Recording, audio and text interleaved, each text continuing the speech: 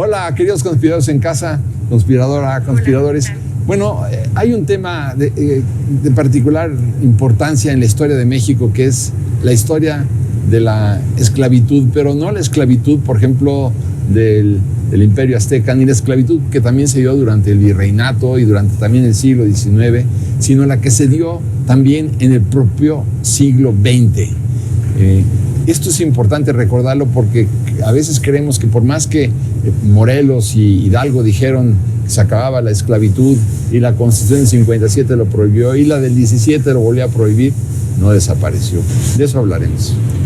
Y además, Paco, lo dices muy bien, en el pleno porfiriato, justamente las condiciones en las que se encontraban los campesinos, los obreros, los trabajadores, Cananea es muy, digamos, es como la parte que se ve más, pero que hayan venido dos escritores a señalar con sendos trabajos periodísticos, novelísticos sobre esas condiciones, quedan ahí para la posteridad y hay que leerlos. Hay que leerlos y hay que recordarlos. Y estamos hablando de Bruno Traven con La rebelión de los colgados, y estamos hablando y hablaremos sobre John Kenneth Turner con México Bárbaro. Dos obras capitales de dos formas completamente distintas que hablan justamente sobre este tema. Y aquí a mí me gustaría dividir muy bien uno y de otro, porque John Kenneth Turner es un periodista y Bruno Traven es un novelista, claro. Un novelista que dibuja bien o hace un buen acercamiento a eso, ese México explotado, pero al final es novelista. Entonces, pero creo que nos permite también hablar de estas dos versiones para contar una historia. Víctor Hugo también era novelista y mira lo que hizo con Los Miserables. Miserables. Venga. Los hizo miserables. Salud, salud.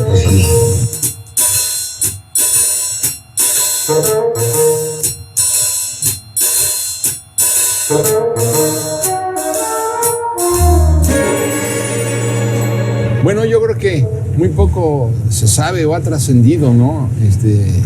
Mismo en Yucatán, cuando yo estuve por ahí escribiendo mi novela México esclavizado, bueno, me encontré con muchos intelectuales, investigadores, historiadores que negaban la existencia de la esclavitud, negaban lo que ocurría. Es como negar el holocausto. Es como negar el holocausto, ¿no? Pero sin embargo, sí, destacados intelectuales de la Universidad yucateca me decían que no había habido, de ninguna manera había habido esclavitud. Y bueno, este libro al que nos referimos, que se llama México Bárbaro, pues sí, aborda lo que ocurría fundamentalmente en las haciendas enequeneras en Yucatán. Y por ello es tan importante recordarlo, ¿no? Por ejemplo, ¿cuáles eran las condiciones de vida dentro de una hacienda enequenera en Yucatán? Luego ya entraré. Iguales o peores que las de un campo algodonero en el sur de los Estados Unidos. Y por eso John Kenneth Turner, que conocía esa situación porque empezó su trabajo de periodista, él nace en Portland, Oregon, pero después la familia se muda al sur, digamos, estuvo en California, también conoció todo lo que sucede en Texas. Hace una gran similitud, se da cuenta que la esclavitud disfrazada con jornadas, con pagos horrendos que le daba el porfiriato a todos esos campesinos, eran muy similares a las condiciones en que se encontraban los esclavos en las plantaciones. Benito, justo lo estabas comentando. Aunque Kenneth Turner dice que no era exactamente lo mismo, porque muchos esclavos, digamos, antes de la guerra de secesión en los Estados Unidos, tenían una alimentación distinta y no tenían jornadas de trabajo ahora sí que de sol a sol. O sea, todavía peor los mexicanos. Peor, mil veces peor. Dice Turner, habría que explorarlo, pero dice Turner que no, que era mucho peor lo que ocurría en México. Es que imagínense ustedes, en primer lugar, a los trabajadores, a los obreros, como le llamaban ellos, a los esclavos en las haciendas yucatecas, pues no les pagaban con dinero, les pagaban en la tienda de raya con fichas, y las fichas difícilmente eran canjeables por dinero nunca. Pero la realidad de las cosas es que si ellos habían cortado X número de pencas, digamos que hubieran cortado 100, pues entonces les podían dar una cantidad de productos que nunca les alcanzaba para la dieta familiar, y les daban crédito, y el crédito nunca se acababa, y entonces el peón nunca podía abandonar la hacienda porque las deudas crecían todos los días. Y claro, la deuda era el mecanismo de control de estos pobres esclavos yucatecos. Perdón, no solo Yucatán, pienso en Valle Nacional, en Tuxtepec, en Oaxaca. Y aquí hay un texto de John Kenneth Turner, justo de México Bárbaro. Leo solamente un pequeño fragmento. Valle Nacional es sin duda el peor centro de esclavitud de todo México. No hay supervivientes de Valle Nacional, no hay verdaderos supervivientes. Me contó un ingeniero del gobierno que está a cargo de algunas mejoras en ciertos puertos. Y hasta ahí lo dejo para que ustedes lo lean. Y lo más tremendo de todo esto, Benito, es que cuando él empieza a escribir y habla también de ese contubernio que hubo entre las autoridades norteamericanas y el porfiriato y los dueños de las empresas y los latifundistas mexicanos, o sea, toda una élite organizada y cubriéndose unos a otros para que los trabajadores, para que los campesinos, para que los obreros tuvieran pésimas condiciones. A mí me parece que él se haya unido a un grupo de norteamericanos que empezaron a hablar de hacer estas denuncias, una especie de socialismo en el pleno capitalismo norteamericano, habla de un personaje que finalmente hace esta obra, que aquí tengo el libro, que es México Bárbaro, pero increíblemente no tiene éxito cuando lo publica. ¿Por qué? Porque el porfiriato lo acalla. No se le da obviamente ninguna difusión. No, claro, y bueno, yo creo que aquí parte de la gran leyenda negra que se construye alrededor de que todo el porfiriato era explotación es, desde luego, México Bárbaro y algunas otras crónicas. Hay dos lugares en México en esa época donde verdaderamente se vive bajo un régimen de esclavitud, aunque nadie lo reconozca y no está reconocido legalmente, porque en términos de, por ejemplo, en Estados Unidos, la esclavitud era una figura legal, o sea, existía como tal.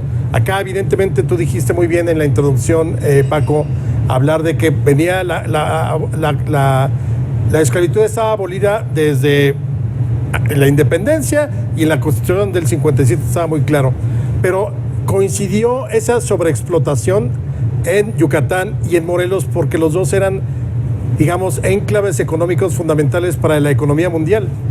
Nosotros teníamos el segundo lugar de producción de azúcar en el mundo en Morelos. Y piña. Y luego, pues, el Enequén. Y Valle Nacional no era un lugar, bueno, desde luego producía cosas, pero era un lugar donde mandabas a la gente castigada. A los yaquis, por ejemplo, o a los indios mayas que seguían en pie de guerra, aunque desde 1901 habían sido ya finalmente sometidos en Chan Santa Cruz. Y la justificación del porfiriato era justamente esa: no se metan con el progreso, no se metan con estas empresas prósperas, no quieren progreso, y entonces el costo era esa terrible condición que tenían y que los matan, digamos, en Cananea ahí no nos vamos, o Río Blanco en Veracruz, ahí no nos vamos con cosas tenues, matarlos. ¿Por qué? Porque se anteponía, era como decir que no querías el progreso y eras un salvaje incluso. Tenemos un hashtag, la esclavitud en México fue, y ustedes pongan lo que consideren, porque se sabe muy poco, o hemos intentado como meterlo debajo de la alfombra, todos nuestros cadáveres, y eso es gravísimo. Ahora, también hay que diferenciar, y esto no es justificar, el movimiento obrero tiene un desarrollo independiente a todas estas zonas rurales donde hay cosechas, siembras y demás, porque no podemos decir que era esclavitud la de los obreros. Los obreros no pelean no hay tiendas de raya, por ejemplo, en las mineras del norte o en las textiles de Veracruz. Lo que pelean es que se les pague el mismo salario que los extranjeros que hacían el mismo trabajo. Y desde luego cuestiones de seguridad social, que los niños, etcétera, ¿no? Entonces hay una dinámica propia en la lucha obrera, en el porfiriato, que está totalmente separada de estos enclaves agrícolas. Perdón, donde entra el magonismo, justamente. Y claro, que Turner lo conoce el magonismo, y además llega a exagerar, no sé, ustedes díganme si sienten que es una exageración. No. Porque es lo que decía Alejandro, esta leyenda negra del porfiriato, que incluso los yaquis, él vio que, bueno, le entrevistó a una persona que vio que de un buque que se prefirieron ahogarse a que les hicieran ese destierro absurdo y horrendo, y hace una similitud con el destierro que hicieron los norteamericanos con los indios originales, los indígenas originales, y que vio cómo preferían suicidarse que hacerles el destierro. Me parece que también... Pero también hay que ver por qué los yaquis se iban a Yucatán. o por qué castigaban a los yaquis. Y era precisamente claro. Porque eran libres. No solamente es que le estaban quitando sus tierras. Sí, claro. Entonces, bueno, claro. si te están quitando tus tierras, pues claro que Te levantas en pues, armas. Por supuesto que te levantas en armas. Bueno, y para sofocar estas rebeliones, los subían en un barco y los bajaban fundamentalmente en Mazatlán, los bajaban ahí por Salina Cruz, los llevaban a Valle Nacional, los llevaban a las haciendas yucatecas. Entonces digo, por eso cuando alguien me dice que quieren repatriar los restos de Porfirio Díaz con todos los honores, yo digo, espérate un momentito, tenemos mucho que discutir. Claro, preferían estar muertos a que les hicieran... Porque además otra cosa, no solamente eso, traían los hacendados yucatecos, traían a chinos y traían a coreanos. Y yo me preguntaba, ¿por qué a chinos y a coreanos? Precisamente para que no se podían comunicar entre sí, eran chinos, coreanos y además yaquis. Los chinos hacen toda la vía férrea del norte.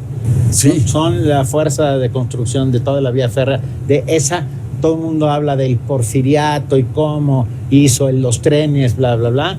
Sí, a base de muertes de esclavos chinos, coreanos. Pero en las haciendas yucatecas no se podían comunicar los chinos con los coreanos, ni los coreanos con los mayas, Ni con los yaquis. Ni con los yaquis. ¿Para qué? Para que no hubiera una sublevación. ¿Cómo se ponían de acuerdo para levantarse en armas si ni siquiera podían hablar el mismo idioma? Claro, y ahora para nosotros nos parece muy, muy accesible leer un México bárbaro, pero llama la atención que fue hasta 1955 que se traduce al español. ¿Cuánta gente realmente habrá conocido esas condiciones? Muy pocas. Ahora, lo que dice a unos cuatro meses después de publicarlo, hace un prólogo, John Kenneth Turner, y pone, no va a suceder nada. Obviamente con el libro no va a suceder nada. Y sin embargo sí sucedió. Sí sucede que hay una revolución inspirada, claro, es democrática la de Madero, pero en el fondo lo que se va a unir y lo que va a explotar es ese no podemos más con estas condiciones y explota la Revolución Mexicana. Pero fíjate, voy a lo que decía, perdón, Alex, No. Lo que tú decías me parece, esa comparación que él hace entre los obreros del norte del país en Sonora con los yucatecos. Por ejemplo, a los yucatecos, a los mayas los vendían, costaba lo dice Turner, costaba 400 pesos venderlo. Y tú cuando ibas a comprar una hacienda en Nequenera te decían, bueno, mira, la hacienda en Nequenera tiene tantos metros o kilómetros o hectáreas, lo que tú quieras, tiene tantas plantas de Nequén y tiene tantos esclavos. Entonces, por el número de esclavos también los contabilizaban como si fueran árboles o como si fueran matas. Y en función de eso vendían la planta. Eso no pasaba en Veracruz ni tampoco pasaba en Sonora. No, claro. Otra cosa que creo que es importante también para entender el contexto del autor es que él es magonista. O sea, evidentemente cualquier cosa que sea en ese momento tirarle al gobierno de Porfirio Díaz, que desde luego era un explotador, ¿no? Bueno, sí. Pero, digamos, para empezar, no fue un libro, digamos, escrito de principio a fin, son artículos publicados durante varios meses y semanas en una de las principales revistas de Estados Unidos, pero además lo importante es que estaba acorde con el magonismo, porque la idea era ganar la atención de cierto sector de la sociedad norteamericana que no quería mucho, porque John Kenneth Turner estaba, digamos, señalado como un comunista dentro de la sociedad norteamericana. Exactamente, bueno, y con los magonistas. Entonces, pero la idea era como cabildear en Estados Unidos por si en un momento dado se ponían las cosas de estallar la revolución en México, que Estados Unidos no tuviera el gobierno de Estados Unidos no tuviera, digamos, como la libre acción de poder intervenir, sino que fuera reprobado socialmente. Por eso tampoco tiene tanto éxito. Allá sí, pero como artículos. Y aquí en México, además, ¿quién lo iba a leer? Claro. No, pero hasta 50 la es cuando sucesión presidencial en 1910 de Madero tuvo 3,000 ejemplares y fue un éxito. Sí, exacto. Ahora, es increíble también ver cómo denuncia que el gobierno norteamericano metió mano en la decena trágica, denuncia a Henry Lane Wilson, cómo es posible que sigan los intereses norteamericanos, porque efectivamente lo que él quería era... Él formaba parte de un grupo que si lo hubieran tocado los años 60 se lo hubieran echado por la cacería de brujas de los comunistas. Él era absolutamente magonista y socialista, y entonces denuncia toda esa intervención norteamericana, que la verdad es que en México sí se dio muchísimo durante la revolución. Bueno, claro. No se vayan, regresamos en un momento aquí con mis esclavos.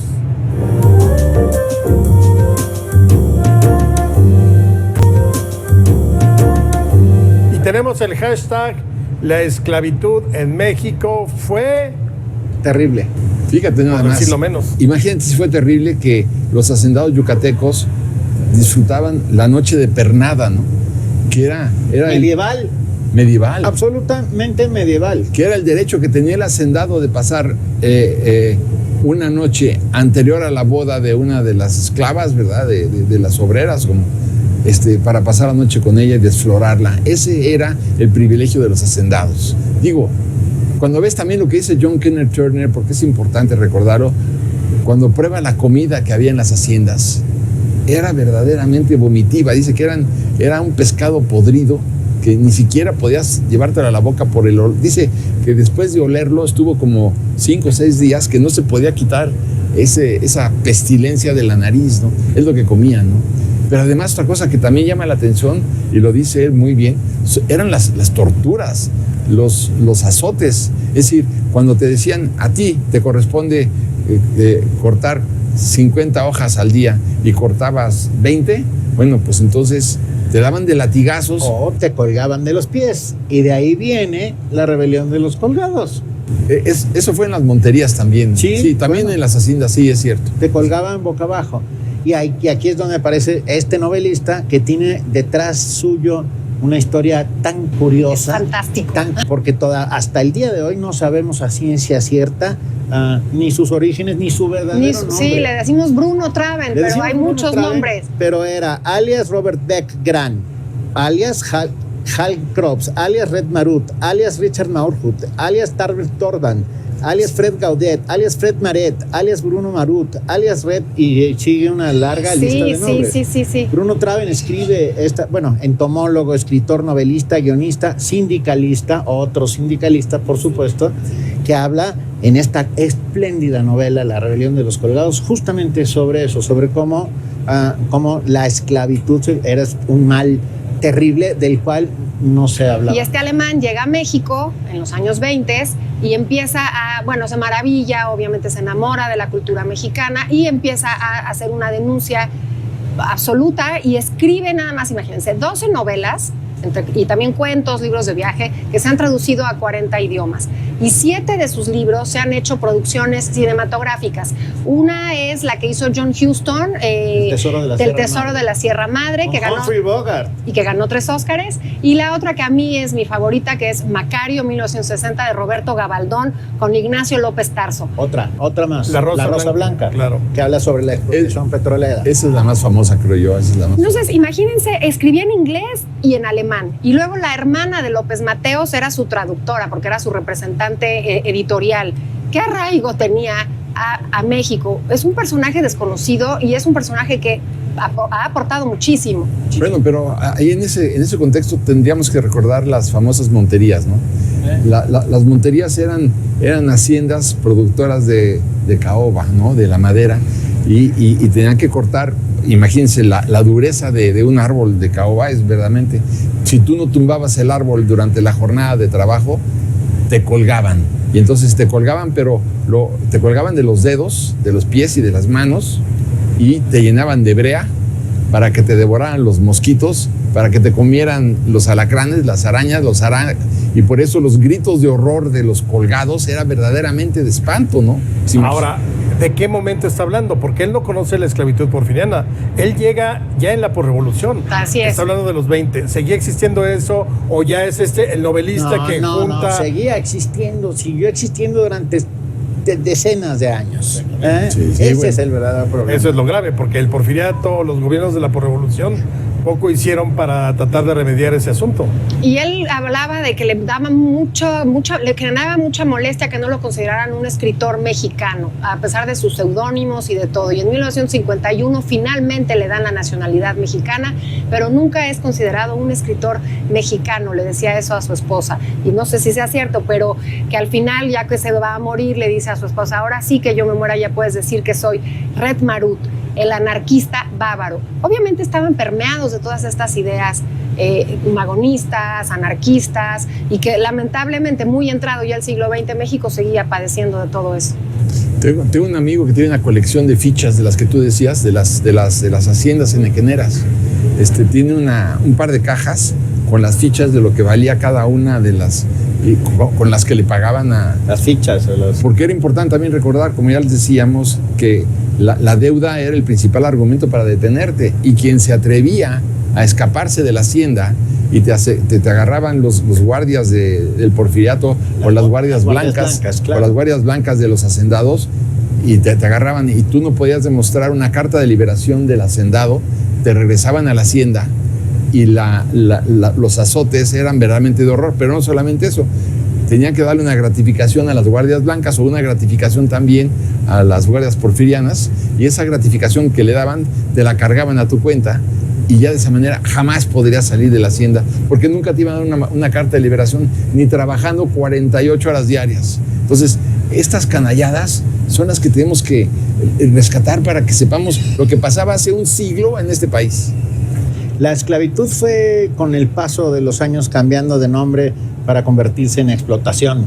Y la explotación se parecía enormemente a la esclavitud, porque se seguía pagando en las haciendas de esa manera, en las tiendas de raya, y duró hasta muy entrado el siglo XX. Pero además otra cosa que pasaba, que cuando ya te habían dado de azotes y tenías la espalda, bueno, con unas cicatrices enormes y ya no podías, le decías a tu esposa y a tus hijos que te acompañaran a cortar más hojas del enequén, porque no podías. Entonces, claro, de esa manera volvieron a esclavizar ya, ahora sí, a toda la familia. Y lamentablemente la revolución no hace justicia, si me permiten la expresión, en ese lugar, en ese sitio, sino el mercado internacional, cuando el enequén es sustituido por el nylon, por fibras artificiales. Y el caucho, que también, exacto, y estaban en las mismas condiciones. Y entonces ya no es esa demanda, porque es una deuda que la verdad el Estado mexicano no hizo por la gente de Yucatán, y fue el abandono y fue la crisis económica del enequén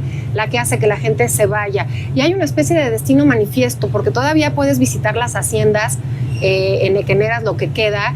Y había una persona, habrá ido hace unos 5 años, un señor de unos 70 años, y hablaba con una especie de nostalgia a ese pertenecer, a ese destino terrible que tenían, y no lo puedes entender, lo cual te indica que lo que falta es educación, muchísima educación. Junto con eso, yo te diría que el petróleo mexicano sirvió en buena parte para financiar la Revolución Mexicana, pero también el oro verde que era el enequén.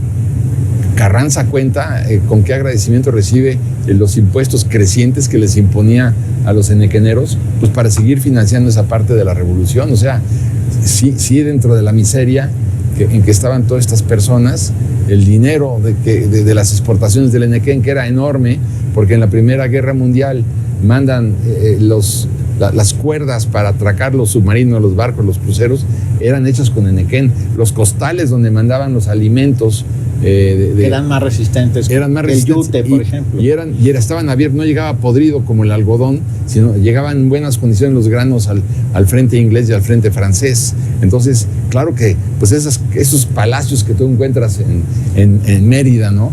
En el Paseo de Montejo, pues es un dinero que tienen los hacendados yucatecos, los 50 privilegiados que eran. Es porfiriato, porque acuérdense que hay 2 gobernadores que verdaderamente revierten lo que está sucediendo en Yucatán. Uno es Salvador Alvarado, y el otro, que además con ideas totalmente Carrillo Puerto. Y el otro es Carrillo Puerto. Y los dos acabaron fusilados. Sí, claro. Pero los dos. Digo, por otras causas que claro, pero bueno, acabaron fusilados, ¿no? Entonces... No, es que yo estoy como... La obra de Bruno Traven me parece que es fundamental, porque hace denuncias y además hace esbozos de cómo somos los mexicanos. Por eso me atrevo a decir que sí es un escritor mexicano. Por supuesto, y que hay que leerlo. Que hay que leerlo, que no hay que leerlo. Oye, y hay que escuchar, les quiero recomendar, ahora que estuve investigando, el IMER, el Instituto Mexicano de la Radio, sacó en 1993 y a la fecha pequeños extractos de las obras de Bruno Traven, leídas, por ejemplo, con la fantástica voz de Robles. ¿Cómo se llamaba este actor? Germán Robles. Y tienes a Ofelia Medina. El primer vampiro mexicano. El primer vampiro mexicano. Perfecto. El terror que me daba. Era muy amigo nuestro. Es que todo eso es riqueza, y me pareció que hay que escucharlo, hay que leerlo y entender justamente esas denuncias de lo que estaba sucediendo. Me hubiera gustado también que, igual que tú decías hace ratito de John Reed, bueno, pero pero Traven y Turner son extranjeros. Me hubiera gustado que hubiera una corriente también de narradores mexicanos. Pero la hubo, Pero sí. Agustín Yáñez.